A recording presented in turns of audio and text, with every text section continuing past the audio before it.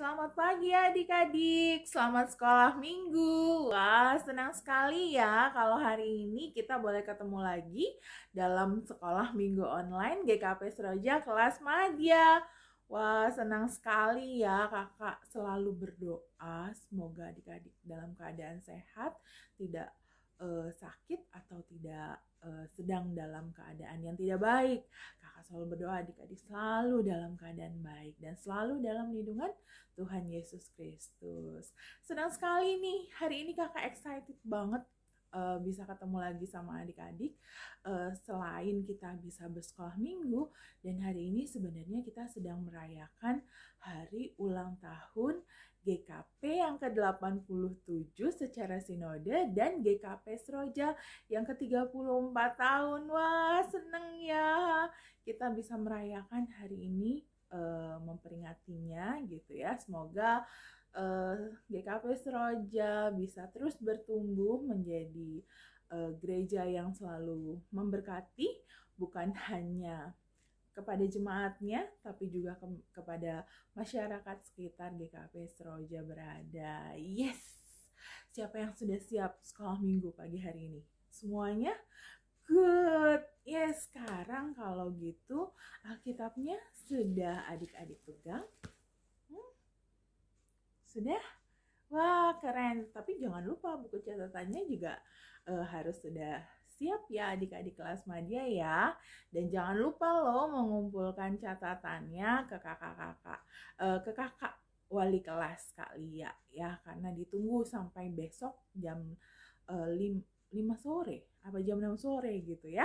Jadi adik-adik ditunggu banget, jangan lupa absen juga nanti karena pasti selalu dicek sama kakak-kakaknya. Oke, baik, kalau memang adik-adik sudah siap, sudah dengan Alkitab dan buku catatannya, yuk kita mulai sekolah minggunya. Oke adik-adik, sekolah minggu akan kita mulai. Kita akan bersama-sama berdoa. Mari kita ambil sikap doa yang baik, lipat tangannya, tutup matanya, tundukkan kepala, mari kita satu dalam doa.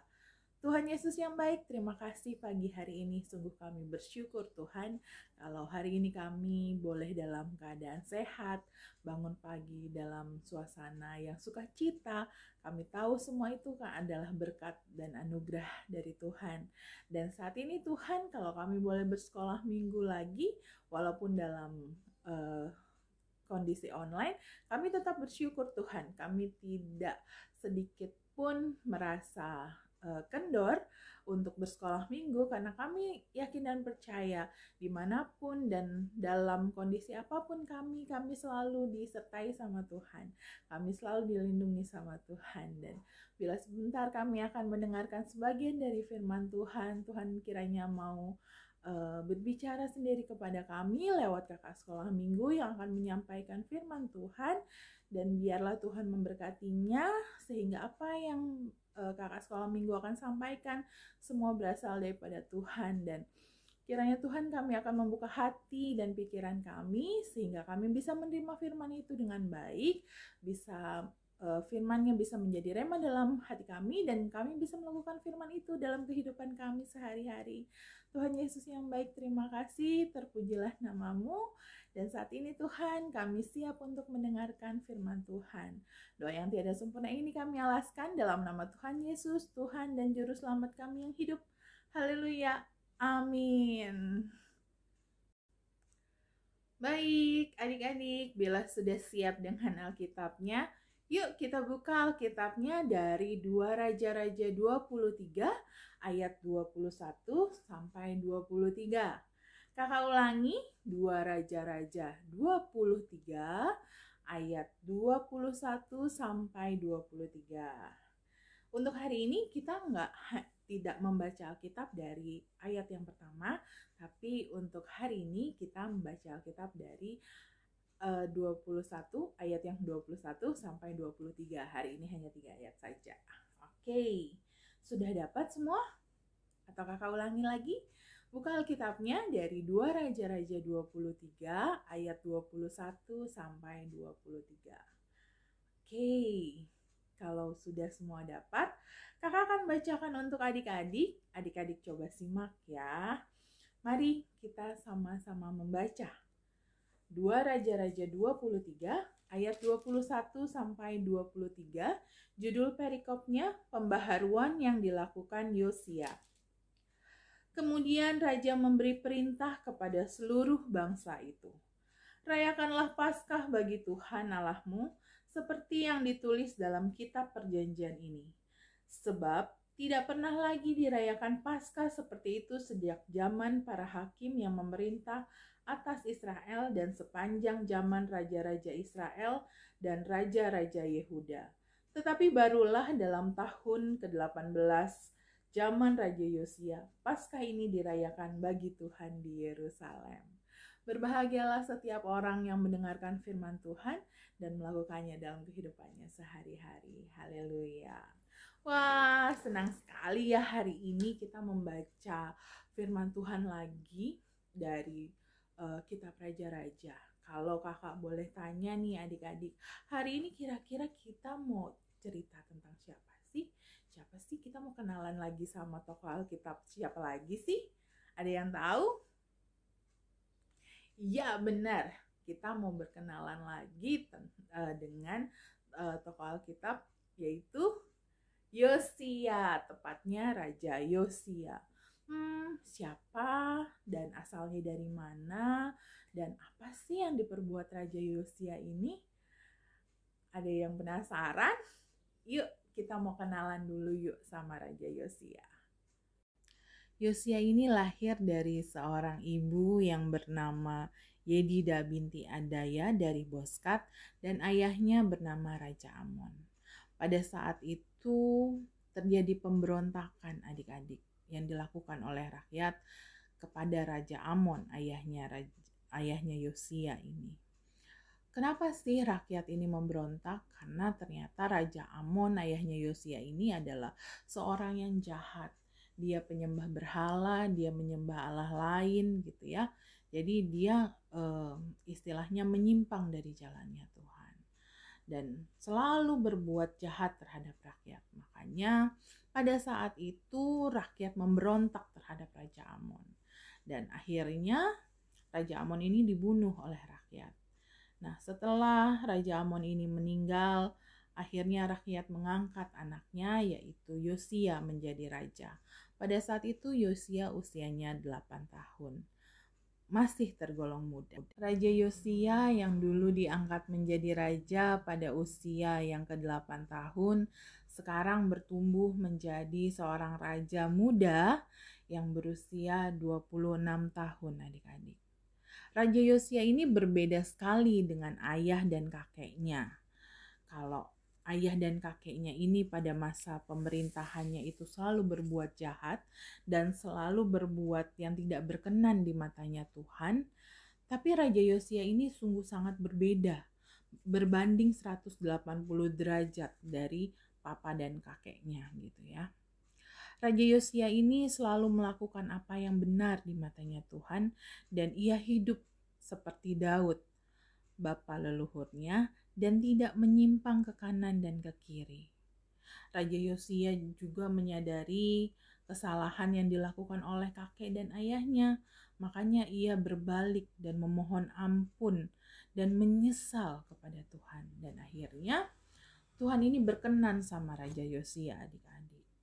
Karena perkenanan dari Tuhan inilah Yosia akhirnya membuat banyak terobosan walaupun usianya masih tergolong muda. Terobosan-terobosan besar yang dia lakukan, yang pertama, ia memberi perintah kepada imam besar Hilkia dan kepada para imam tingkat 2 dan kepada para penjaga pintu untuk mengeluarkan dari bait Tuhan segala perkakas yang telah dibuat untuk Baal dan Asyera dan untuk segala tentara langit, dan semuanya itu dibakar. Lalu terobosan yang kedua yang dilakukan oleh Raja Yosia, ia memberhentikan para imam dewa asing yang telah diangkat oleh raja-raja Yehuda untuk membakar korban di bukit pengorbanan. Yang ketiga, Ia membakar tiang-tiang berhala dari dalam rumah Tuhan. Yang keempat, ia menajiskan bukit-bukit pengorbanan. Luar biasa banget ya adik-adik, Raja Yosia ini dia berani banget. Setelah semuanya yang tidak berkenan di matanya Tuhan ini dibersihkan habis oleh Raja Yosia, Raja Yosia ini lalu melakukan pembaharuan adik-adik. Pembaharuan yang dilakukan di sini yaitu di ayatnya yang ke-21. Kemudian raja memberi perintah kepada seluruh bangsa itu. Rayakanlah Paskah bagi Tuhan Allahmu seperti yang tertulis di dalam kitab ini. Nah, Paskah pada masa perjanjian lama itu yaitu menyembelih anak domba tidak bercela dan makan roti tidak berlagi serta sayur pahit. Jadi ini Paskahnya yang dimaksud sebelum Paskah yang seperti kita rayakan, yaitu kebangkitan Yesus ya adik-adik, seperti itu. Jadi Raja Yosia ini memberi contoh yang sungguh baik adik-adik kepada rakyatnya. Dia tidak menyembah berhala, bahkan dia menghanguskan semua berhala-berhala yang dibuat oleh raja-raja sebelumnya, dan ia melakukan hal yang baik, yang berkenan di matanya Tuhan, sehingga Tuhan juga berkenan terhadap dia, dan ia melakukan pembaharuan yang besar. Jadi bisa dikatakan bahwa Raja Yosia ini bisa memberikan dampak yang luar biasa baik untuk rakyatnya pada saat itu. Dia memberikan dampak yang luar biasa sehingga rakyatnya yang tadinya menyembah Allah lain dan sekarang akhirnya menyembah Tuhan, merayakan Paskah kembali, dan itu adalah pengaruh yang luar biasa. Jadi bisa dikatakan bahwa Raja Yosia ini adalah good influencer ya adik-adik kalau zaman sekarang gitu kan. Jadi Raja Yosia ini sungguh dipakai Tuhan untuk membawa kebaikan kepada rakyatnya pada saat itu. Nah, kalau zaman sekarang nih ya adik-adik, siapa sih yang bisa memberikan pengaruh yang besar kepada dunia dengan hal positif yang dia lakukan? Bisa dibilang misalkan kayak pendirinya Facebook gitu ya, Bapak Mark gitu ya. Walaupun di usianya yang masih muda saat dia mendirikan Facebook itu gitu kan, ternyata Facebook yang dia dirikan itu bisa memberikan dampak yang baik gitu untuk dunia. Bahkan kakak sendiri merasakan gitu ya pengalaman menggunakan Facebook ini. Jadi di Facebook ini bisa bertemu banyak orang dan bisa memberikan berbagi gitu ya. Kita bisa posting hal-hal yang positif tentunya, bukan hal yang negatif, hal yang positif untuk bisa membangun sesama kita. Selain itu di Facebook juga bisa mempertemukan lagi.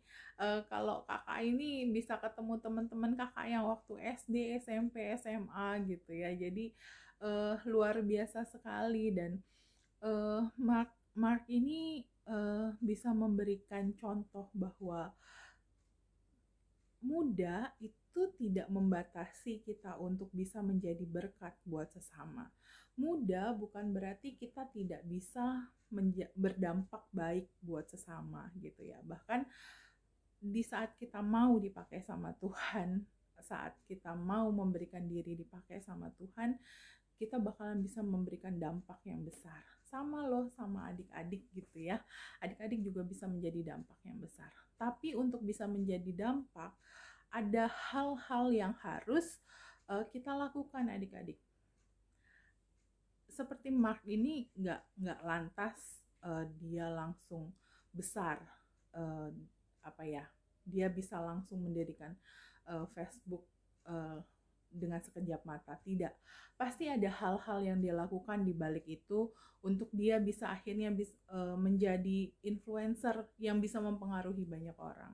Di baliknya itu ada ketekunan, ada tanggung jawab yang dia lakukan gitu ya. Mungkin saat itu dia berkuliah dan dia belajar dia menjadi anak yang pintar gitu ya adik-adik. Nah, sama gitu loh, untuk menjadi seorang yang baik yang bisa berpengaruh bukan hanya sekejap mata terjadi, tapi butuh proses gitu. Dan adik-adik pun untuk menjadi nanti yang luar biasa gitu ya, harus dipupuk dari sekarang. Tanggung jawab, terus hanya kedisiplinan dalam hal apa?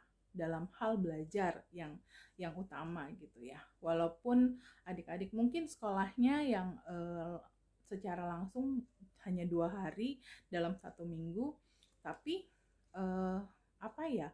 Kalau adik-adik jalankan itu dengan baik, tugas-tugas yang dilakukan, lalu disiplin untuk belajar gitu ya, tanggung jawab untuk mengerjakan segala tugas yang diberikan, itu akan membentuk adik-adik menjadi pribadi yang bertanggung jawab gitu ya, membentuk pribadi yang baik gitu. Jadi kita bisa mencontoh dari Raja Yosia, di mana dia menjadi good influencer, dia menjadi contoh yang baik, dia bisa mempengaruhi rakyatnya pada saat itu dengan segala ketekunan yang dia lakukan gitu ya, mulai dari terobosan-terobosan yang dia lakukan, hal yang besar, dia merubah semua apa yang tidak baik menjadi baik, lalu dia melakukan hal yang benar di matanya Tuhan, dan itu dia lakukan dari usia mudanya sampai usia yang dia bertambah dewasa. Di saat melakukan terobosan itu dia di usianya yang ke-26 tahun gitu adik-adik. Dan sama kalau misalnya kita mau refleksikan ke hari ini, ke saat ini, seperti pendiri Facebook itu, dia nggak notabene langsung jadi Facebooknya. Ada proses yang dia jalani, ada kedisiplinan, mungkin ada air mata gitu yang dia curahkan, akhirnya dia bisa sampai sukses saat ini. Ada ketekunan, ada tanggung jawab yang besar yang dia pangku gitu loh adik-adik. Dan sekarang kalau kita mau menjadi besar, kalau kita mau menjadi pengaruh bagi dunia ini, yuk mulai disiplin yuk untuk diri kita sendiri gitu. Yuk kita mulai lihat apa sih yang sudah saya lakukan selama ini, ada nggak ya perbuatan-perbuatan saya yang harus saya eliminasi, yang harus saya hilangkan, sehingga kedepannya saya akan menjadi lebih baik lagi gitu adik-adik, bisa menjadi lebih apa ya, lebih luar biasa lagi gitu. Misalnya yang harus dieliminasi, yang harus dihilangkan adalah males gitu ya, males bangun pagi, males belajar, males rapihin kamar, males bantu mamah di rumah gitu ya. Sebenarnya hal yang kecil yang kita lakukan dari kita mulai dari kamar kita sendiri. Merapikan kamar kita itu adalah tanggung jawab kita gitu ya, tanggung jawab pribadi adik-adik. Setelah bangun pagi, berdoa, rapikan tempat tidur, itu tanggung jawab kecil. Lalu ditambah lagi, tanggung jawab yang berikutnya adalah belajar. Yuk, adik-adik harus punya rasa tanggung jawab gitu ya terhadap belajar ini. Kadang-kadang sekarang pasti banyak mainnya daripada belajarnya ya. Tapi kakak yakin dan percaya sih kalau adik-adik di kelas Madia nggak seperti itu ya. Pasti rajin-rajin belajar ya, dan bertanggung jawab terhadap tugas-tugas dari sekolah ya gitu ya. Jadi yuk kita mulai perbaharui diri kita. Yuk kita mulai membuang hal negatif yang ada di diri kita. Males, menunda pekerjaan seperti itu ya. Tapi yuk kita mulai bertanggung jawab terhadap apa yang menjadi bagian kita, bertanggung jawab terhadap hal yang kecil, mulai dari merapikan tempat tidur pada saat bangun tidur gitu ya, lalu belajar pada waktunya, bermain pada waktu yang sudah ditentukan gitu. Jadi benar-benar adik-adik harus bertanggung jawab terhadap apa yang adik-adik lakukan, sehingga suatu hari nanti di saat waktunya adik-adik bisa menjadi pengaruh yang besar, bisa mempengaruhi orang, bisa menjadi good influencer sama seperti Yosia dan Pak Mark pendiri Facebook itu gitu ya. Jadi Yakinlah bahwa adik-adik yang kecil ini bisa memberikan dampak yang besar. Tapi harus dimulai dari dirinya adik-adik dulu. Kita harus mengeliminasi segala yang jahat, mengeliminasi segala yang tidak baik, lalu menumbuhkan sikap bertanggung jawab dan sikap disiplin, sehingga pada saatnya nanti adik-adik bisa menjadi good influencer, bisa memberikan dampak yang besar, bukan hanya untuk diri adik-adik, bukan hanya untuk keluarga, mungkin untuk dunia. Siapa yang tahu? Jadi tetap semangat, tetap menjadi anak-anak Tuhan yang luar biasa, selalu jalankan semua perintah Tuhan. Yang terpenting nurut apa kata papa dan mama, jangan banyak main, selalu bertanggung jawab dan selalu disiplin. Oke adik-adik, firman Tuhan pagi hari ini semoga bisa menjadi berkat buat adik-adik, bisa tertanam di dalam hatinya adik-adik dan bisa dipraktekkan dalam kehidupan sehari-hari adik-adik. Baik, sekolah minggu kita sudah selesai dan kita akan tutup dengan doa. Mari kita bersama berdoa. Tuhan Yesus yang baik, terima kasih untuk firman-Mu yang indah pagi hari ini. Kami diingatkan untuk kami bisa bertanggung jawab, untuk kami bisa berdisiplin terhadap diri kami, sehingga tidak ada yang tidak mungkin bahwa kami yang kecil ini bisa memberikan dampak yang baik untuk bukan hanya untuk keluarga kami, bukan hanya untuk diri kami sendiri, tapi bisa mungkin untuk dunia ini. Tuhan Yesus yang baik, kami serahkan masa muda kami, masa kami bertumbuh hanya ke dalam tangan pengasihan Tuhan, dan kami yakin dan percaya di saat kami bertumbuh ada Tuhan yang selalu menyertai kami. Tuhan Yesus yang baik, bila saat ini kami mau berdoa juga untuk GKP Seroja yang memasuki usia 34 tahun, kiranya Tuhan selalu memberikan berkat untuk GKP Seroja. Biarlah kami bisa menjadi berkat bukan hanya untuk gereja kami, tapi GKP Seroja juga bisa menjadi berkat untuk sesamanya. Tuhan Yesus yang baik, kami yakin dan percaya Tuhan selalu sertai dan iringi GKP Seroja dalam pelayanannya di dunia ini. Terima kasih Tuhan Yesus, kami akan berpisah satu dengan yang lainnya. Tapi kami yakin dan percaya Tuhan akan pertemukan kami di hari-hari mendatang. Terima kasih Tuhan Yesus, dalam nama Tuhan Yesus doa yang tiada sempurna ini kami alaskan. Haleluya, amin. Oke adik-adik, selamat hari Minggu, Tuhan Yesus memberkati.